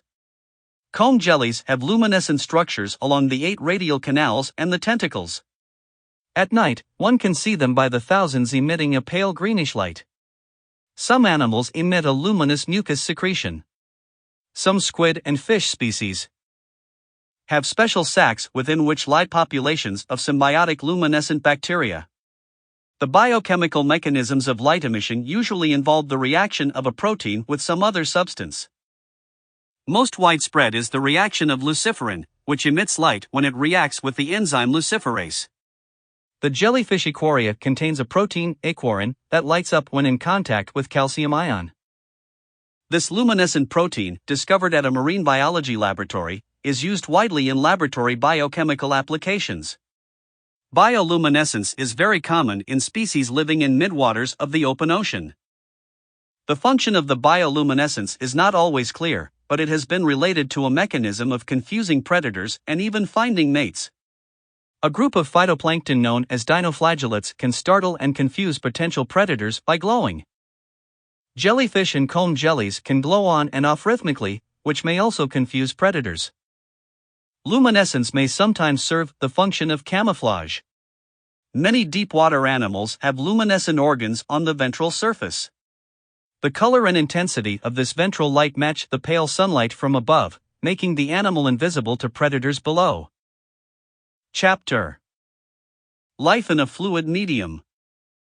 Introduction. This chapter will introduce you to the important properties of water that strongly affect the functioning of marine organisms. Seawater is a fluid in motion that surrounds marine organisms. Its motion can be stressful because the push, or drag, of moving water can displace an organism and even snap off parts of the body of a sessile organism such as a coral or a seaweed. But moving water also delivers signals to marine organisms, including odors and even information about the water motion itself, if the organism has mechanical sensors to detect water speed. The very density and other physical properties of water have profound effects on marine organisms, depending on their size and shape and the water velocity conditions. It is therefore essential to understand the basic physical properties of fluids and water motion, in order to understand how marine organisms function and how fluids affect them and deliver signals, to which organisms can react. Density, viscosity, and Reynolds number. Water is relatively dense and viscous. Water has physical properties far different from those of air. Seawater bathes marine organisms and protects soft, moist tissues from drying. Oxygen can be obtained from solution. Water is a more supportive medium than air because it is denser. This eliminates the need for the strong supportive skeleton required by a large terrestrial organism. Water is also a viscous medium, and this poses some unique challenges. Imagine a frigate bird diving for fish through 10 m of water instead of through the same distance in air. Viscosity makes movement through the water far more difficult. The important properties of density and viscosity must be defined more clearly if you are to understand how flow affects marine organisms. Density, or ρ, is the mass per unit volume and is expressed as grams per cubic centimeter. The salt content makes seawater somewhat denser than fresh water. The density of seawater decreases with increasing temperature. Dynamic viscosity, or μ, is a measure of the molecular stickiness between layers of a fluid. The greater the dynamic viscosity, the more energy is needed to move one part of the fluid past another part of the same fluid. For instance, stirring a pot of honey is more difficult than stirring a pot of water. Honey, therefore, has greater dynamic viscosity than water, and water is more dynamically viscous than air. Dynamic viscosity decreases with increasing temperature. The Reynolds number is an estimate of the relative importance of viscous and inertial forces in a fluid. In any fluid, there are two basic competing forces, viscous forces and inertial forces. Viscous forces are sticky. They keep the fluid together and flowing in smooth streamlines. In a fluid, particles affected by viscosity move, or stay still, depending upon the movement of the fluid. As viscosity increases, molecular stickiness keeps different parts of a fluid from separating easily, and any object in the fluid will be less able to move unless the surrounding fluid is also moving. Inertial forces are those that relate to inertia, the tendency of an object to continue moving after a force is applied to it. If you throw a steel ball through air, for example, it continues to move. That is an example of inertia. Inertial forces make a fluid break up into uneven streamlines, or allow an object to drop through a fluid like a stone in water, in other words, to not go with the flow. The Reynolds number is a measure of the relative importance of inertial and viscous effects of a fluid and on objects in a fluid.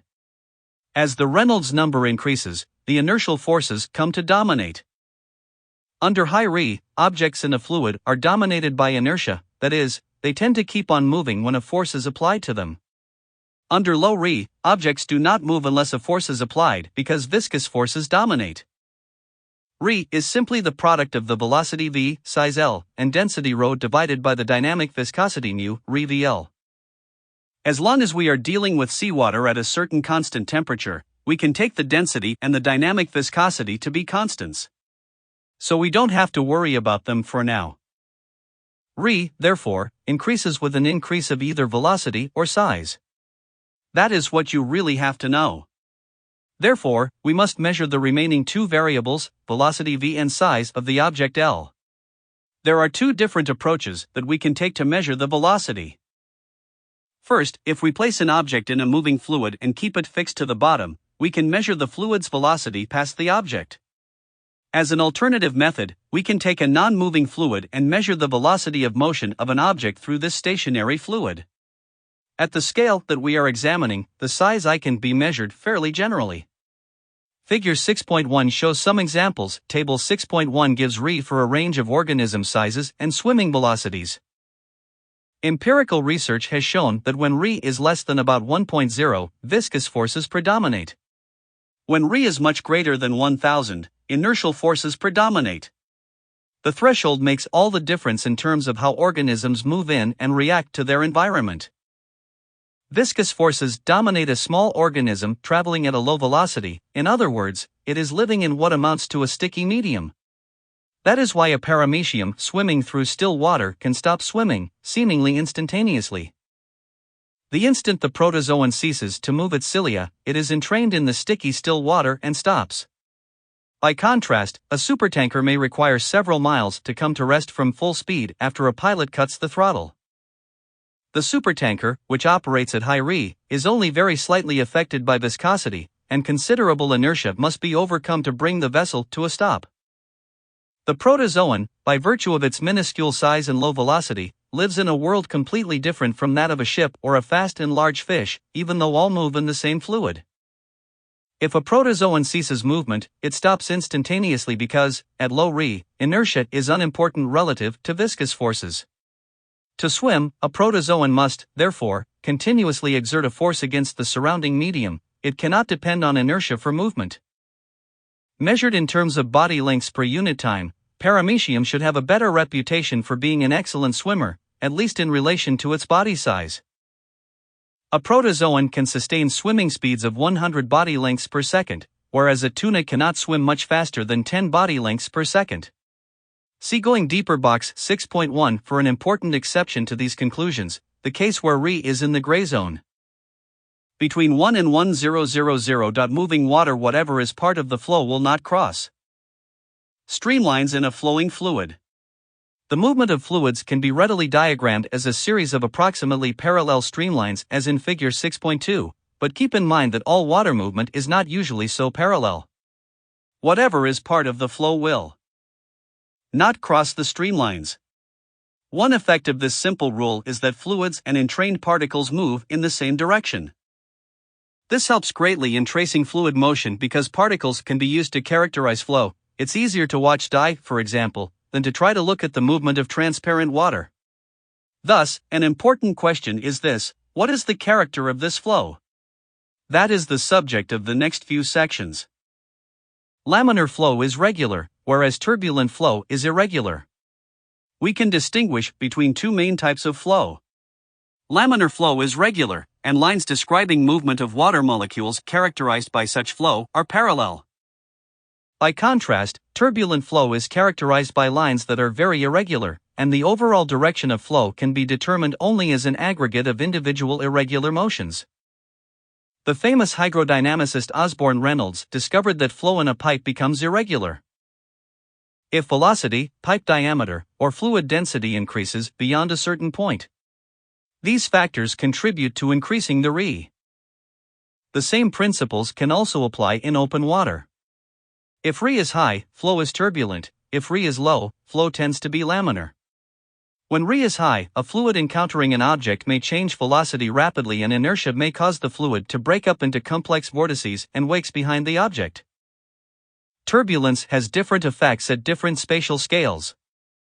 Turbulence operates at many spatial scales, ranging from many meters to the scale of millimeters. In all cases, turbulence involves multidirectional movement of water. The sum of flow directions does not have to be random, but is usually too complex for an organism to be able to perceive the next direction of water movement and respond with the aid of its sensory organs. Turbulence has quite different meanings at different spatial scales. On the scale of meters, turbulence implies movement of large parcels of water operating at relatively large Re. In these cases, the organism will either be carried passively in these parcels of water or may be able to swim against the complex flow, as in the case of a seal or a large shark. Large-scale turbulence also may involve large-scale overturn of the water column, which might sweep many organisms from a good environment to a bad one, or the reverse. On the scale of millimeters or less, however, many processes occur at low Re. A single bacterial cell might benefit from very small-scale turbulence because the cell might be transported to a locally new parcel of water with new nutrient supplies. This local process, happening with mainly laminar flow conditions, is called shear. If turbulence did not exist at the small spatial scale, the low Re conditions would require that uptake of dissolved nutrients occur only by diffusion at one location, and the bacterial cell would deplete the surrounding water with replenishment coming only by diffusion from greater distances, which is a slow process. Microturbulent tumbling of cells and even small feeding animals would, therefore, be beneficial, but at a very different scale than larger-scale turbulence. It has been argued that turbulence on the microscale might cause local concentrations of cells and nutrients, but Fenchel calculated that average concentrations of nutrients in nutrient-poor conditions in the ocean are still sufficient to allow for the growth of planktonic microorganisms by means of diffusion. Therefore, just microturbulent motion of cells might be sufficient to move them around to have continuing access. to nutrients in the water as new parcels replace depleted ones and as cells are mixed to new sites for nutrient uptake. Turbulence and diffusion at the microscale are also very important when we consider chemical signaling by organisms. In most cases, organisms have a variety of sensors to detect chemical concentrations. For example, in Chapter 8, we discuss copepods, which are small planktonic animals with chemical sensors on their antennae. They operate at low Re, which means that they will detect chemical signals from food either by diffusion or by flicking the antenna, which creates local shear and moves water around them. Another very different example is a planktonic egg, which is produced by many invertebrates and fishes. How does a sperm know the egg is there? Many eggs are known to produce chemical attractants, which diffuse from the egg. This creates a cloud of attractant around the egg, which increases the target of the egg for the moving sperm to detect. If there is a bit of water movement around the egg, shear might create a plume of sperm attractant, which might increase the size of the chemical signal for sperm. Water moving over surfaces and obstructions such as organisms as a fluid moves over a solid surface, very near the surface, velocity steadily decreases with depth, the water reaching a standstill at the solid surface. Consider water moving over a perfectly smooth-surfaced bottom. It is a hydrodynamic necessity that water velocity will decrease to zero at the bottom surface. This is called the no-slip condition.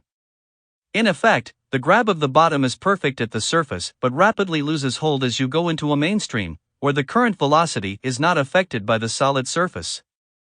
The exact decline of velocity is complex but is determined in large measure by the velocity of the fluid and by the dynamic viscosity. If the flow is regular and the bottom is level, very close to the bottom there is always a boundary layer, where velocity declines approximately linearly with decreasing distance to the bottom surface. The boundary layer is thin, ranging from the scale of millimeters to centimeters, depending on the flow speed in the mainstream above. Outside this boundary layer, velocity increases asymptotically toward the mainstream flow. The border of the boundary layer is better described as a transition zone than as having a precise depth. Within the boundary layer, viscosity must be factored into studies of flow and signal detection by organisms. The thickness of the boundary layer decreases with increasing Re. When Re is small, that is, when the mainstream current is very slow, the boundary layer is relatively thick, making it something of a barrier to the exchange of materials and mechanical energy from the mainstream to the bottom surface. But with faster flow, there will be a very thin viscous layer at the bottom and a turbulent transitional boundary layer above. In the latter case, it is easier for materials to be mixed toward the bottom, although the problem of viscosity becomes important at the thin viscous layer. Boundary layers affect two major processes in marine biology. First, the boundary layer affects water motion near the bottom. Within the boundary layer, viscosity dominates, but outside, water motion is dominated by inertia. Particles literally slow up as they approach and enter the boundary layer. The difference in transport creates a boundary layer of physical transport, or momentum boundary layer. Equally important, the boundary layer affects concentration of substances such as dissolved ammonia released as an excretory product by many animals within the seabed. Within the boundary layer, organisms may locally deplete materials such as nutrients. It takes some motion to bring new nutrients into the boundary layer, by events such as the stirring of a tentacle or small-scale turbulence that is generated by irregular water motion or bottom irregularities that disrupt flow along the bottom. There also is an important effect on materials released by organisms into this boundary layer. As soon as the materials move from the boundary layer, which is dominated by viscosity, they will be swiftly diluted and taken away in the waters above. In the reverse direction, particles mixed from the water column above could be affected by feeding bottom organisms within the boundary layer. Such feeding on particles can create a concentration boundary layer near the bottom. A bed of mussels living in a bottom with slow current speeds will deplete the boundary layer of their favorite food, phytoplankton cells. Unless the current speeds up, the mussel feeding will create a concentration boundary layer where the phytoplankton concentration is low right near the bottom. Objects in the middle of the water column also have a boundary layer surrounding them. They too have a no-slip condition at their surface. A microscopic organism, such as a protozoan, lives enmeshed in a relatively viscous environment. Because the Re is very small, the boundary layer is relatively thick. If the protozoan wishes to get food, it will have to reach out of the boundary layer or move through the water to get to new sources of food. Otherwise, the boundary layer will be a prison where food is depleted with very slow resupply. It used to be believed, for example, that cilia on the gills of bivalves or setae on the feeding appendages of copepods trapped food particles between the fibers, much like a sieve, as the particles drifted by on currents and impacted on the cilia or setae. The boundary layer prevents this, however. As the particles approach the feeding microstructures, they may even be deflected from the boundary layer. If they are trapped within the boundary layer, the cilia must reach out and touch or grab the particles, or the particles must collide directly with the cilia or other collecting fibers. The new understanding of this process has changed the way we look at suspension feeders, or animals that collect particles as food from seawater, usually with tiny structures such as cilia. The boundary layer also affects detection of odors. If a fish's nostril is flush with its body, odors will arrive slowly through the boundary layer. This creates a lag time between the arrival of the odor to the fish and its transport through the boundary layer to the nostril. Some fishes use projections upon which sensory structures are located, simply to place them out of the boundary layer so that water can approach the structures more quickly in the mainstream flow. A copepod can flick its antenna to disrupt the boundary layer and induce flow past an olfactory sensory hair. Water flow over a surface can be turbulent. As water flows over a surface, it may at first move regularly. But at some point downstream, the water, even in part of the boundary layer, will not move in a laminar fashion. It will break up into a series of irregular vortices, although there will remain a very thin viscous layer at the surface. The roughness of the bottom can greatly alter the nature of flow. On a smooth bottom there is a regular decline of horizontal water velocity through the boundary layer to the bottom, as we have discussed. But consider a bottom covered with pebbles or small mounds of sediment. The bottom current will not be smooth but will be broken up into an irregular series of vortices. For example, the blue crab Calanectes sapitis is a voracious predator along the east and Gulf coasts of North America. On a smooth bottom it can detect the regular plume of odor emitted from a burrowing clam's exhalant siphon. The crab moves back and forth and follows the odor plume up the odor concentration gradient by flicking its antennules, which arises from the regular flow from the bivalve siphon, which bears indicator molecules such as ammonia and urea. The crab locates the bivalve much like a heat-seeking missile detects a heat plume from a smokestack. But if the bottom is rough and lined with pebbles, moving water will be broken up into irregular flow, which makes it much more difficult for the crab to detect the odor plume. Weisberg and Zimmerfaust. 1993, Using Water Motion for Biological Advantage. The principle of continuity allows one to calculate flow velocity in a biological circulatory system. Consider a unit volume of fluid flowing through a rigid pipe. Assume that the fluid is incompressible, therefore, if a certain volume enters at one end, an equal volume will leave at the other. The product of the velocity and the cross-sectional area always remains constant. If the fluid is then forced to flow through a pipe of half the cross-sectional area, its velocity will be doubled. This principle of continuity applies equally to changes in cross-section of a single pipe and to the case in which a pipe splits into several smaller pipes. If, for example, a pipe splits into several equal subsections, the product of the velocity and cross-sectional area of the main pipe will equal the sum of the products of the velocity and the sum of the cross-sectional areas of the smaller pipes. The principle of continuity permits organisms to regulate water velocity. Consider a sponge, which consists of networks of chambers, each of which is lined by flagellated cells known as choanocytes. The chambers are all connected to one or several main water expulsion channels, which guide wastewater from the sponge. If you dive, an application of food coloring to a sponge will quickly show you that the velocity of these excurrent openings is on the order of 1 cm/s. How can a collection of choanocytes, each able to produce a water velocity of only 50 micrometers/s, manage to produce such a rapid exit speed together? The total cross-sectional area of choanocyte chambers adds up to several thousands of times the cross-sectional area of the excurrent canal. The velocity through the excurrent canal must therefore increase proportionally. Suspension-feeding polychaetes and mollusks employ a similar principle to drive water at fairly high speeds through interfilamental openings or siphons. In a bivalve gill, tens of thousands of cilia may operate at low individual velocity, but the total cross-sectional area is great, relative to, for example, that of the exhalant siphon. Many small velocity motions add up to generate a larger velocity at the exit. Bernoulli's principle states that pressure varies inversely with fluid velocity. Bernoulli's principle applies the principle of conservation of energy to pressure changes in pipes and burrows or along surfaces. If total energy must be constant, then pressure will vary inversely with the velocity of the fluid. The simplest case is represented by a pipe whose diameter changes somewhere along its length. If the diameter decreases, then velocity in that section of the pipe will increase, as just discussed. Pressure, however, will decrease in this section. If you punctured a pipe of this sort filled with flowing gas and then lit a match, the flame would be higher in the wide section of the pipe, owing to the higher pressure. This principle has broad biological applications.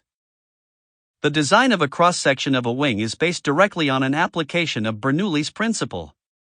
The lower surface is flat, whereas the upper surface is curved. As air encounters the wing, it moves more rapidly along the upper surface and the pressure is thus lower than along the lower surface. The pressure difference creates lift. The same principle applies to a flatfish. As the fish pushes through the water, greater pressure is exerted on its flatter bottom than on the curved top, and lift develops. Pressure differences on either side of a tube can also be used by an organism to create a current.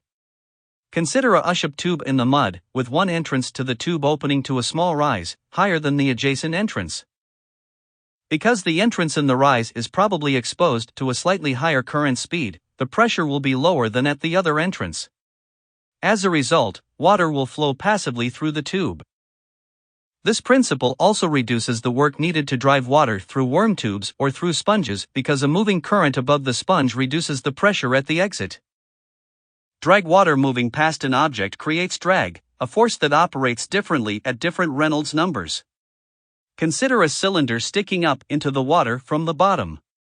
The flow will be disrupted and will be irregular on the downstream side of the cylinder. This means that there will be a pressure difference between the upstream and downstream surfaces of the cylinder. Pressure will be lower on the downstream side than the upstream side. This change in pressure is a force known as pressure drag, and the difference tends to push the object downstream. Drag, however, can be dissected into two components, either of which may dominate depending upon the Re. At low Re, skin friction dominates.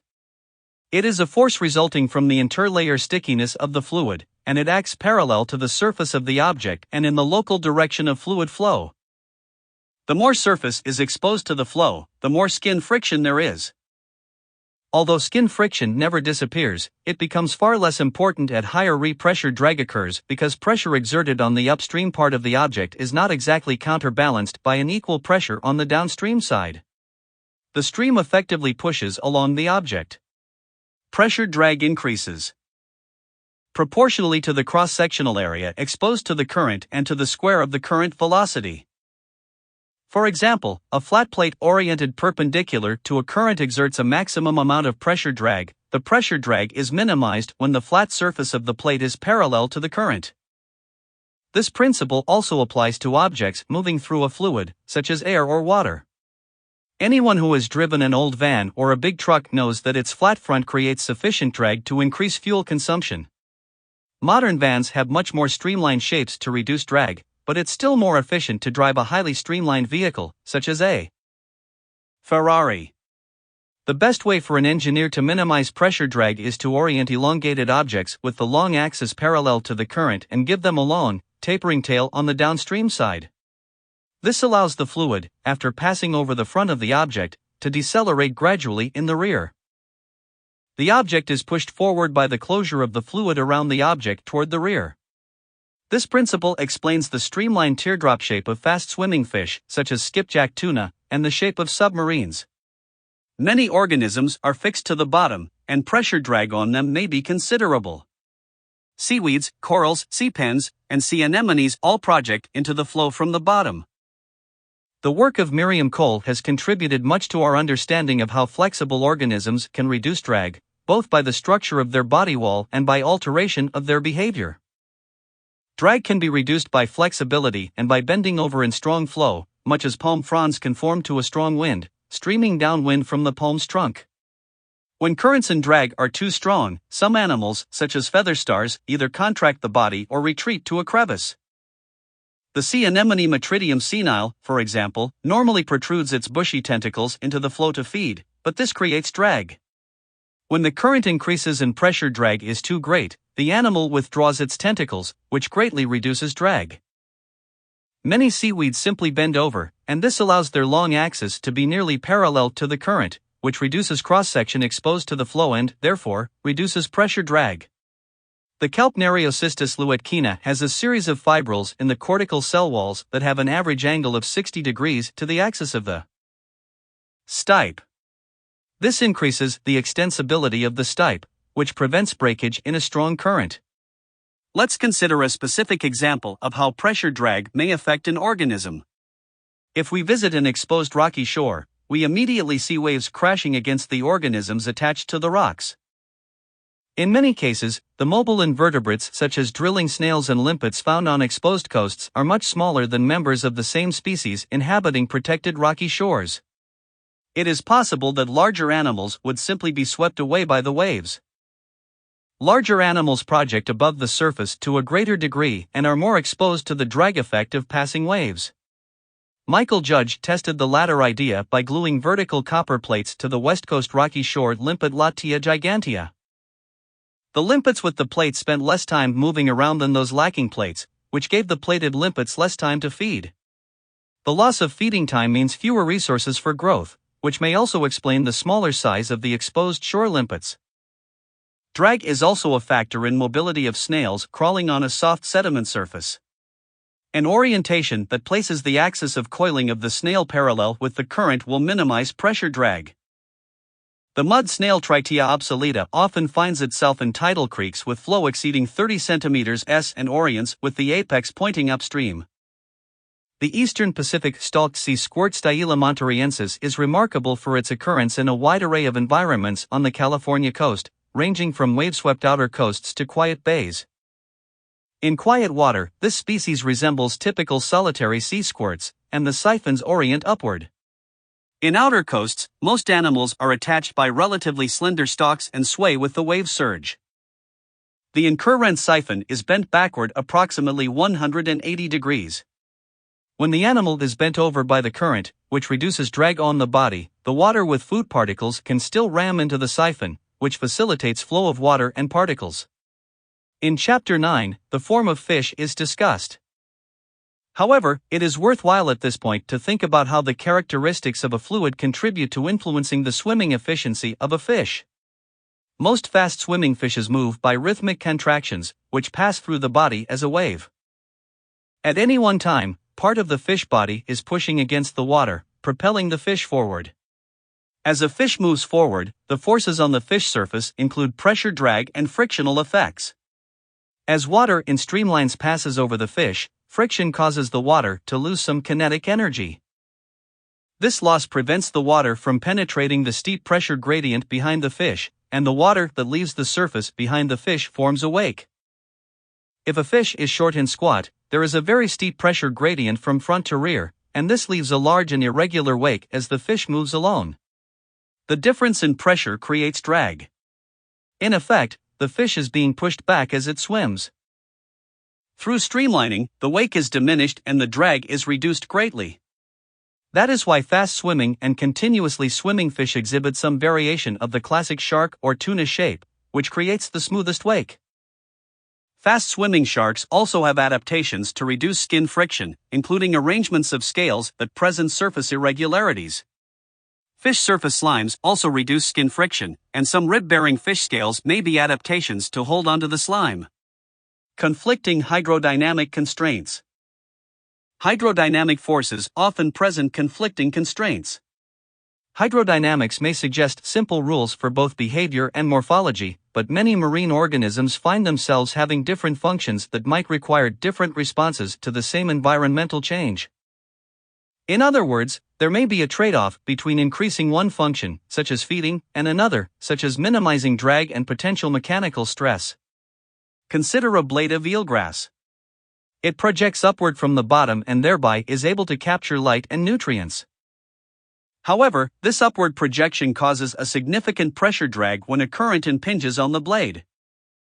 There is a conflict of different functional requirements because projecting a blade of grass into a current is good to gain food and nutrients but also increases the chance that the current will push on the blade and perhaps tear it from the bottom if the current is strong enough.